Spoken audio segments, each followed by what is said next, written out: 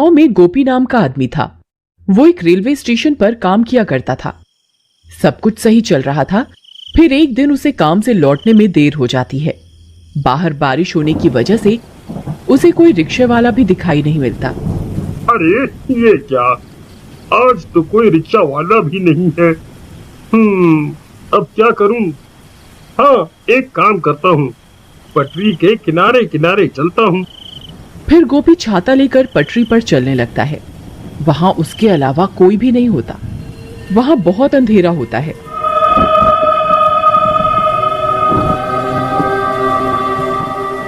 हे भगवान, यहाँ तो बहुत अंधेरा है। कहीं मैंने इस रास्ते से आकर कोई गलती तो नहीं कर दी? तभी पीछे से कोई उसका नाम पुकारता है, गोपी गोपी। अरे मर गए रे, यहाँ तो कोई भी नहीं है। फिर पीछे से मेरा नाम कौन पुकार रहा है? क्या करूं? फिर गोपी पीछे मुड़कर देखता है तो वहां कोई भी नहीं होता।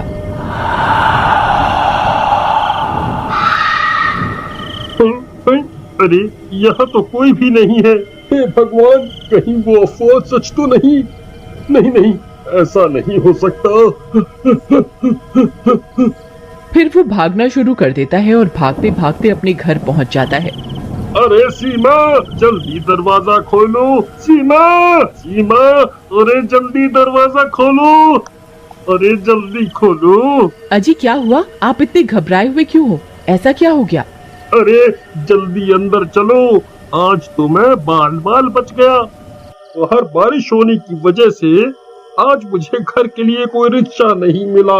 इस वजह से मैं पटरियों के रास्ते से घर आने लगा।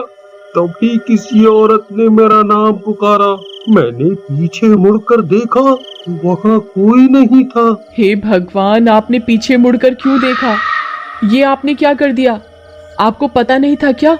सब गांव वालों का कहना है कि अगर कोई औरत पटरियों पर तुम्हें पुकारे तो पीछे मुड़कर नहीं देखना, नहीं तो वो औरत तुम्हारे साथ तुम्हारे घर आ जाएगी। अरे मर गए, ये तुम क्या बोल रही हो सीमा? मैंने तो पीछे मुड़कर देखा था, लेकिन मुझे वहाँ कोई दिखाई नहीं दिया। अब क्या होगा?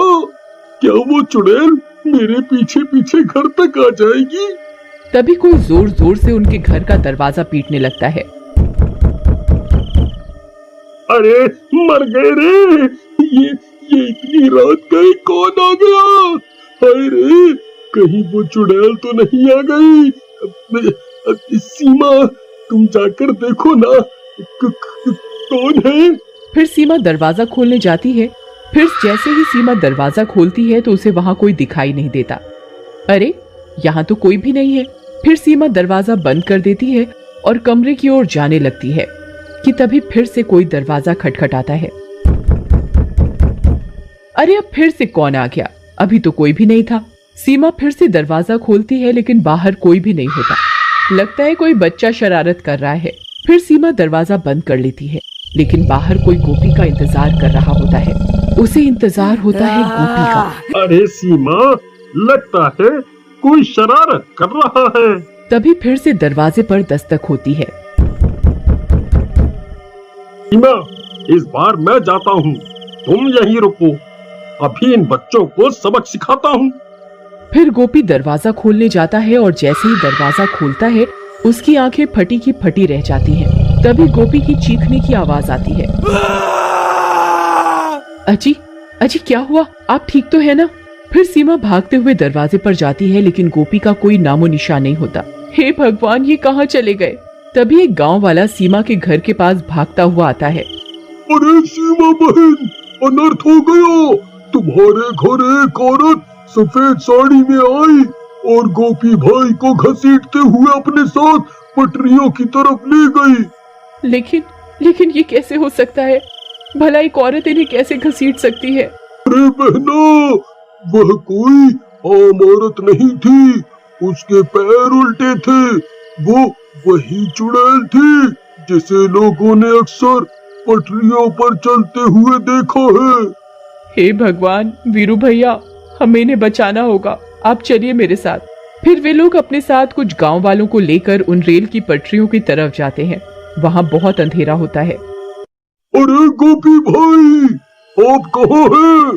गोपी भैया, क्या आप मुझे सुन सकते हैं? अरे भाइयों, मैं यहाँ हूँ, इधर देखो आगे की तरफ।